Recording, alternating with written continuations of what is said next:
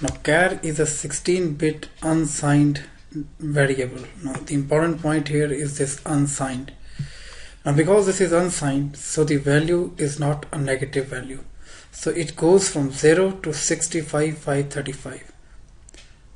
Now this value is the same as the range for a Unicode set.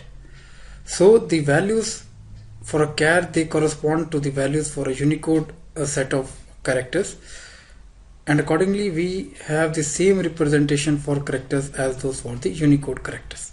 So we'll shortly see how we can represent a char, but as of now we can see that this is a 16-bit unsigned variable.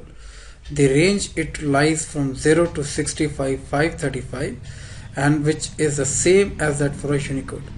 Now this is a big change from the C language, which had an 8-bit char and it followed ASCII, and this is a 16-bit number which follows the Unicode set. So let us see how we can represent a char in code. Now let us see how do we represent a char. Now there are 4 ways that we can define a char. The first of those is the most common way, which is using single quotes.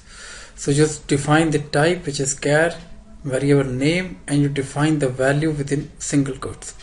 So this is the most common way that we use a char as, within a value within single quotes. So let us see how in code we can use this. Switch over to Eclipse. So you can define my char as a small lowercase letter, or you can define any uppercase letter. Now the important point here is that it can only hold a single character. You cannot put on 2 characters as a part of a char.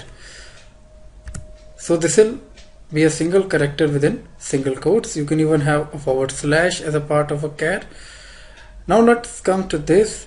You can even add a value which is a int value to this char. The range of this will lie between 0 to 65,535, and accordingly we can print this. So this will correspond to the character whose Unicode char corresponds to 88.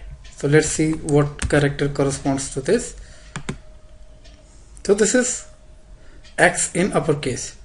So you could even use this as you normally do for a integer value. You could plus this, and again we can print this to see what is the new character that is now refers to.